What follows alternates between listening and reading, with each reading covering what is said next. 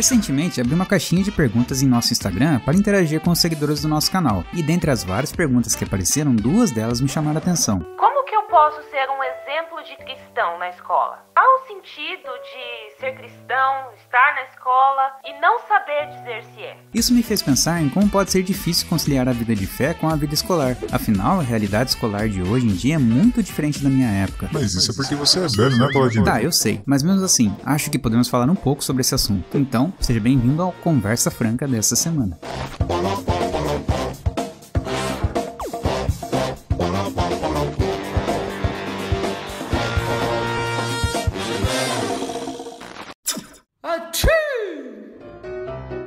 E eu já quero começar falando sobre a importância de defender a fé. Afinal, é ela que lapida o escudo que usamos para nos defender das terríveis ciladas do inimigo, que, não se engane, vem em ataques de variadas formas, hoje principalmente de maneira intelectual e travestida de verdade. Então, podemos dizer que a defesa da fé é uma prática importante na vida cristã. Desde o início, os seguidores de Cristo foram desafiados por falsos ensinamentos e doutrinas errôneas que ameaçaram corromper a verdadeira mensagem do Evangelho. Por isso, é fundamental que os cristãos continuem a defender a fé nos dias de hoje. Uma das principais razões para defender a fé é preservar a verdade e a integridade do Evangelho. A Bíblia nos ensina que a verdade é fundamental e que devemos protegê-la. Entretanto, embora saibamos intrinsecamente que a verdade é o contrário da mentira, sim, parece tolo, né? Mas muitos, mesmo afirmando, não sabem. A verdade foi relativizada ao longo das décadas e atualmente perdeu totalmente o sentido ao ser confundida com a opinião pessoal. O exemplo disso é aquela famosa frase: a sua verdade é diferente da minha verdade.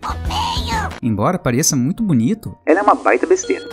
O que é a verdade absoluta? Olha, a gente pode tratar disso de algumas formas. No sentido filosófico mais profundo, sobre o que seria a verdade absoluta, ou no sentido mais banal do cotidiano. A gente sabe que tem um diálogo do Platão chamado Teeteto, em que o Sócrates lá está debatendo o Teeteto, que é um discípulo do Protágoras, e essa ideia de verdade absoluta, então, ela é chamada no diálogo de episteme, né? A conclusão do diálogo é aquela famosa posição socrática de que você começa com uma pergunta epistemológica sobre o que é a verdade absoluta e você acaba com um postulado ético, quer dizer, eu não sei qual é, mas quanto eu mais sei que nada sei. Ou seja, quando você se afasta da posição sofista, que é a famosa posição relativista, cunhada na frase famosa do Protágoras, o homem à medida de todas as coisas, então quando você se afasta da posição relativista, você pode experimentar o que seria o erro, né? Porque se o relativista sofista tem razão, não existe erro, porque não existe verdade, tudo relativo. A verdade é, na verdade, o efeito de uma linguagem bem-sucedida, de uma argumentação, melhor dizendo, bem-sucedida, sobre outra. E essa experiência que você tem de convencimento da retórica do outro sobre você, deixaria você com a sensação de que é verdade absoluta. A verdade é um conceito perene que permanece ao longo dos anos. Algumas coisas podem ser transformadas ao longo das eras para darem novos significados às suas aplicações. Entretanto, a verdade ainda permanecerá sendo-a, mesmo que muitos tentem relativizá-la. Mas vamos parar por aqui, que essa é uma conversa para outro vídeo. Em Efésios 4,14, somos exortados a não ser mais crianças levados de um lado para o outro por eventos de doutrina, mas sim a crescer no conhecimento da palavra. Defendendo a fé, estamos protegendo a verdadeira mensagem do Evangelho e impedindo que ela seja distorcida ou deturpada. Mas você deve estar se perguntando: Ok, Paladino, muito legal isso tudo, mas o que isso tem a ver com as perguntas iniciais do vídeo? Hoje, para se manter são no ambiente escolar, você precisa primeiro saber defender a sua fé, ter certeza da verdade de maneira que possa rebater as mentiras que tentam incutir em sua cabeça. Hoje, a escola se tornou um ambiente muito diferente do que foi realmente projetado para ser. Em vez do sistema de ensino estar preocupado em incentivar e criar novos adultos para terem um mínimo de base para construir seu futuro, o que realmente parece é que existe uma produção em massa de jovens revolucionários, como se houvesse uma necessidade quase urgente de quebrar e parar o sistema. E antes fosse o sistema relacionado à criação de novos métodos de manipulação e lavagem cerebral. Antes fosse. Mas o sistema que eles dizem ou querem combater é o familiar. É pegar você que está dentro da sala de aula, plantar uma semente de raiva e te direcionar contra seu pai e sua mãe, como se o mundo todo fosse essa injustiça que é por falha deles. Qual é? Vamos lá, né? Não precisa de muito para saber que tudo isso é uma realidade criada pela cabeça mais perversa existente no mundo, que é a do próprio ser humano corrupto, né? Por isso a importância de conhecer a fundo algumas ideias para só então ir tirando essas sobras que ficam tentando preencher o espaço vazio. Ser cristão no ambiente social não se resume mais a apenas o rótulo ou adesivo colocado na capa de um livro ou caderno, mas ter uma postura mais segura em relação à sua fé. E para isso você precisa saber utilizar as ferramentas que tem. A Bíblia é um livro muito muito lido pelas pessoas, mas pouco estudado de verdade. Existem grandes cruzadas de leitura bíblica em períodos variados, desde aqueles famosos 100 dias até os que compõem um ano de leitura. Entretanto, ler apenas é um problema. Eu incentivo muito a leitura da palavra, sério, mas é preciso ir além disso. Você precisa também estudar a palavra. Eu tenho um caso, eu fui pregar numa igreja falando justamente sobre a importância de nós, estudarmos, a gente ter boas referências e tal.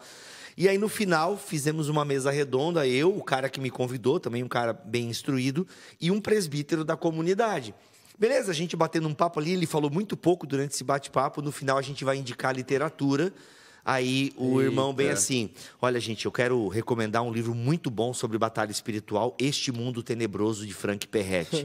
Cara, eu não sabia onde enfiar a cara, né? E é aquilo que já falam faz muito tempo, né? Na universidade o cara lê os melhores da área dele, aí na igreja ele lê, sabe, Benny Hinn, ele lê, ou ele não passa de Max Lucado, que é muito bom, mas tipo, pô, evolui para um Tim Keller, evolui para uma coisa um pouquinho mais... Sobe o degrau, né? Exato, sobe o degrau. Porque é isso, mas aí tem a ver com a questão da autoridade que o pastor Lipão está falando. Porque, infelizmente, muita liderança, muitos líderes não incentivam a membresia a uma parada, a um estudo mais dedicado e aprofundado das Escrituras, porque tem até medo dos membros aprenderem esse tipo de...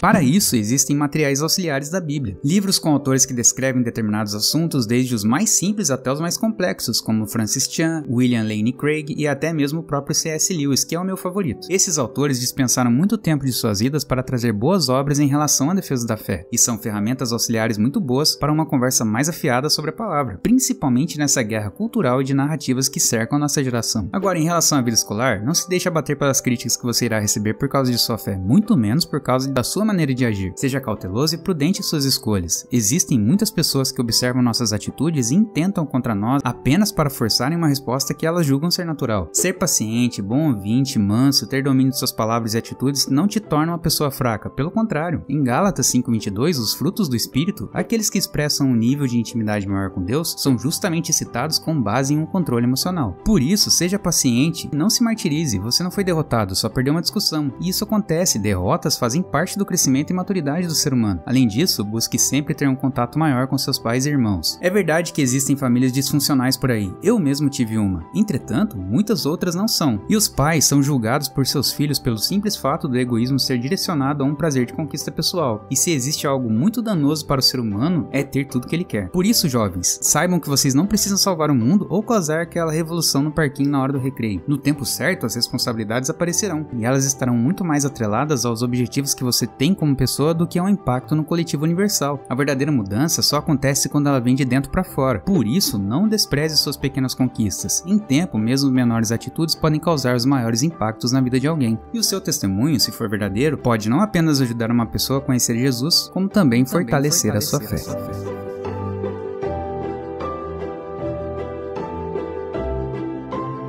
Então é isso, espero que vocês tenham gostado. Se você concorda ou tem alguma crítica sobre essa discussão, coloca aqui embaixo e vamos trocar aquela ideia. Não deixe de ver os outros vídeos do nosso canal, que vão desde críticas culturais até analogias da cultura pop com base na palavra de Deus. Dá uma olhada também nas nossas redes sociais, os links estão aqui na descrição. Eu vou indo nessa, que Deus abençoe a vida de vocês, até a próxima. Fui!